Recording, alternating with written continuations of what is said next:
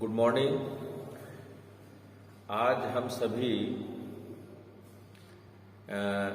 निकाह जो विषय है, इस विषय में हम सभी अध्ययन करेंगे निकाह करने की आवश्यक शर्तें क्या है, निकाह कौन कौन कर सकता है, किनके मध्य निकाह हो सकता है, हम इसकी बात करेंगे। यदि निकाह विधि सम्मत है, विधि सम्मत का अर्थ है सारी शर्तों को पूरा करते हुए निकाह हुआ है, तो वह निकाह शाही निकाह के रूप में माना जाता है मुस्लिम विधि के तहत। और इस शाही विवाह के लिए देयर आर सर्टेन कंडीशंस, कुछ शर्तें हैं which must be fulfilled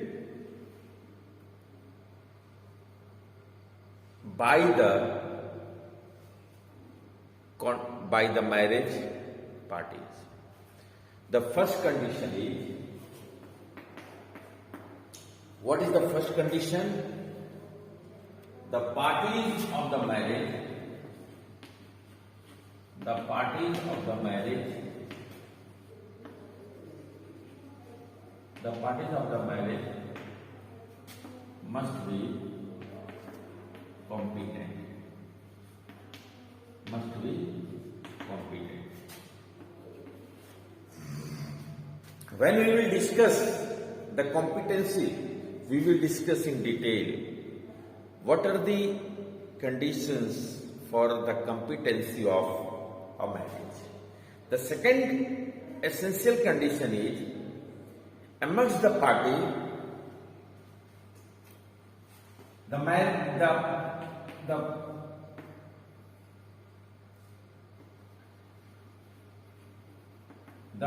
parties must have free consent, must have free consent. Number third means, when the nikah is going to have, there must be a free consent amongst the marriage parties. The duly formalities must be fulfilled.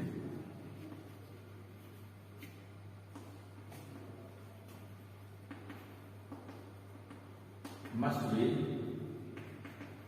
fulfilled.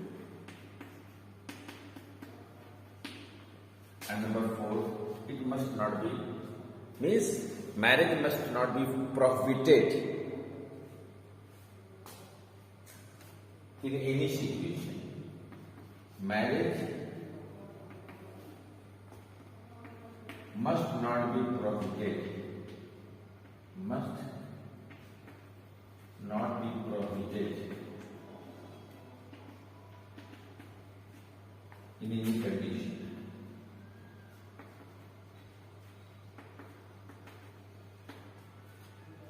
Means these are the four important conditions in which the marriage must have, otherwise marriage may be declared void.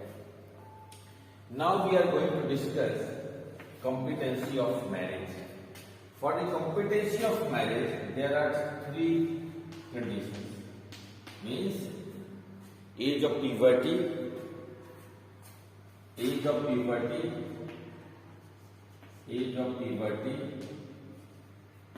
sound mind, and number three, must be Muslim. Means the marriage party must be Muslim. विवाह करने वाला जो पक्षकार हो वो मुस्लिम अवश्य हो। दूसरा है एज ऑफ प्यूबर्टी, वो एज ऑफ प्यूबर्टी को प्राप्त हो। एज ऑफ प्यूबर्टी क्या है? एज ऑफ प्यूबर्टी 18 वर्ष नहीं है। एज ऑफ प्यूबर्टी का मतलब है, age of puberty it is a condition and यह एक शर्त है age of puberty. Age of puberty को लेकर विभिन्न मुस्लिम विधि शास्त्रियों का मत अलग अलग है। हिदाया ने कहा है कि एज ऑफ प्यूबर्टी मत with respect to a boy, लड़के के लिए 12 वर्ष और बच्ची के लिए 9 वर्ष। मीन्स 12 वर्ष का लड़का और 9 वर्ष की बच्ची एज ऑफ प्यूबर्टी को प्राप्त होती है। और आगे चलकर आतिका बेगम आतिका बेगम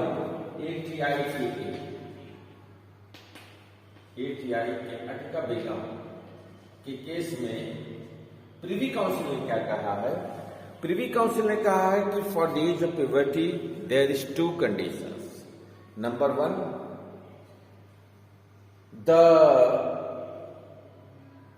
कंप्लीशन ऑफ 15 ईयर्स, 15 वर्ष जिसकी उम्र को प्राप्त हो एज ऑफ प्यूबर्टी है, और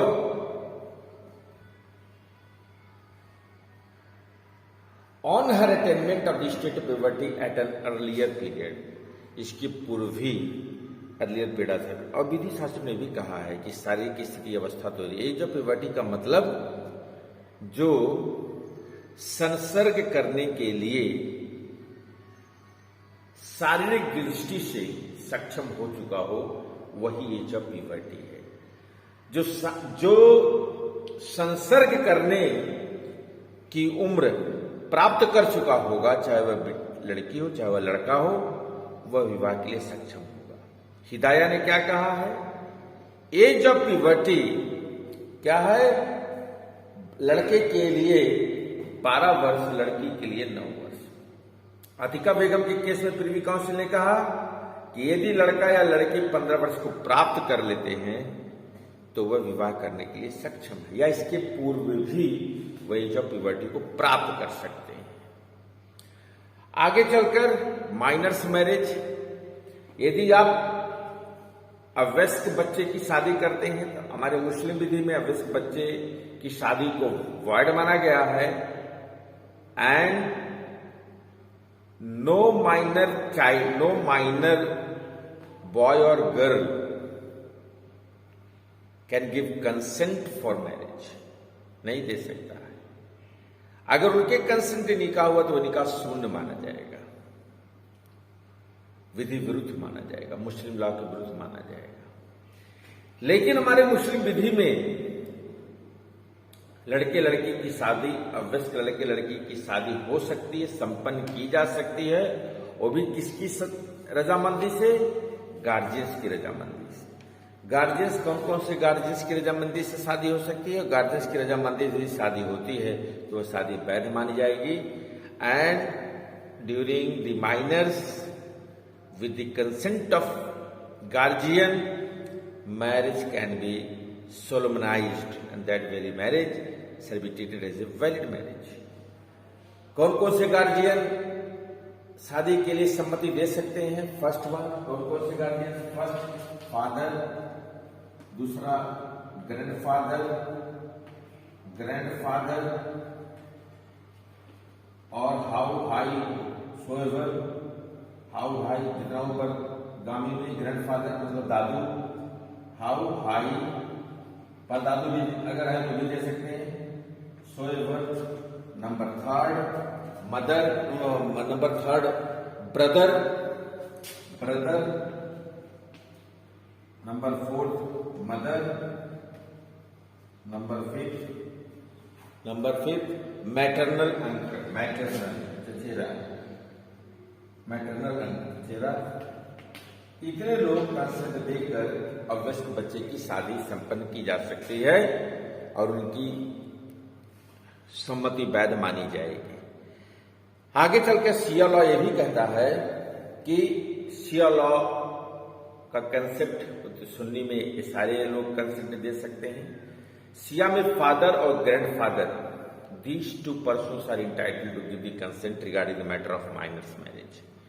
अवयस्क बच्चे की शादी के लिए पिता और दादू ही सम्मति दे सकता है और उनकी सम्मति से मैरिज संपन्न हो सकती है।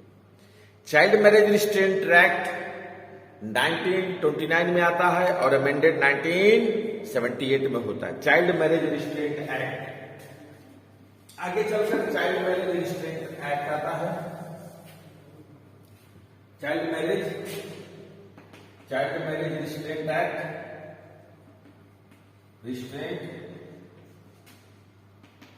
Child marriage restraint act 1929 amended in 1978। इसमें स्पष्ट रूप से लिखा गया है कि बताया गया है कि बच्ची की वयस्कता 18 वर्ष होगी और पुरुष की वयस्कता 21 वर्ष। मीन्स शादी करने के लिए लड़का कम से कम 21 वर्ष का होना चाहिए और लड़की 18 वर्ष से नीचे यदि शादी होती है तो वह चाइल्ड मैरिज माना जाएगा।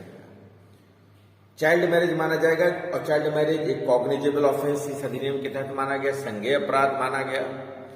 और यदि गार्जियंस चाइल्ड मैरिज करवाते हैं तो वह भी दोषी माने जाएंगे, उनके विरुद्ध भी मुकदमा संचालित होगा और संचालित कर उनको भी दंडित किया जाएगा। आगे चलकर एक कंसेप्ट आपको पढ़ना है, ऑप्शन ऑफ प्यूबर्टी, ख्यालुल बुलूग। ख्यालुल बुलूग क्या है?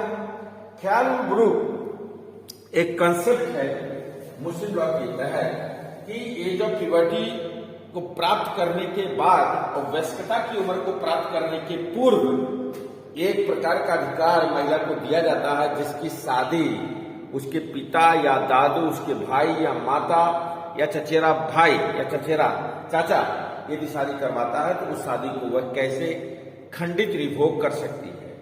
ख्याल ग्रुप, ऑप्शन ऑफ प्यूबर्टी, एक concept, option of puberty. Option of puberty क्या है? ख्याल, ख्याल ग्रुप, ख्याल KHYAL, ख्याल उल बुलूग। ख्याल बुलूग क्या है? It is one kind of scope to the girls and basically this right is given to the girls only। यह महिलाओं को अधिकार दिया गया है ऑप्शन ऑफ प्यूबर्टी 15 साल की उम्र को प्राप्त करने के बाद और 18 वर्ष की उम्र प्राप्त होने तक। इन 3 वर्षों में यदि उनको एहसास होता है कि उनके माता पिता, उनके दादू, उनके चचेरे भाई, उनके भाई, उनके मम्मी एक ऐसी शादी करवा दी है जिससे वह बहुत पीड़ा सहन कर रही है, वो शादी अच्छी नहीं है, तो वह शादी को खंडित कर सकती है, खंडित करवा सकती है। ऐसी शादी को हम बातिल शादी मानेंगे और ख्याल यही है, यही कंसेप्ट है। साउंडनेस ऑफ माइंड ये भी बताया गया, शादी करने के लिए स्वचित का होना बहुत जरूरी है। यदि कोई इडियट है, यदि कोई लूनेटिक है, इडियट माने पैदाइशी पागल है, लूनेटिक है किसी दुर्घटना में यदि वह मानसिक तौर से विक्षिप्त हो गया है, चिकित्सा अगर प्रॉपरली उसकी होती है तो ठीक भी हो सकता है। तो शादी करते समय दोनों पक्षकार स्वचित के होने चाहिए, विक्षिप्त नहीं होना चाहिए, इडियट नहीं होना चाहिए, लूनेटिक नहीं होना चाहिए। लेकिन यदि वो लूसिड इंटरवल में है, कभी कभी ऐसा होता है कि 6 महीने एक व्यक्ति पागल आता है, 6 महीने वह स्वस्थ रहता है, स्वस्थ चित्तता के दौरान वह शादी कर सकता है, ऐसी शादी वैध शादी मानी जाएगी। शादी करने का ये भी एक शर्त है कि दोनों पक्षकार स्वचित के हों। मैरिज ऑफ इंसेंट पर्सन मैंने आपको बता दिया है। And both the parties must be Muslim by religion and Shia male can marry with any wife, any female. Sunni can also do marry with any female, including Kitabiya, including fire worshipper. किसी भी महिला के साथ वो शादी कर सकती है and that marriage shall be treated as a valid marriage. Tomorrow we will discuss the second important essential free consent of the parties. Thank you very much. Have a nice day.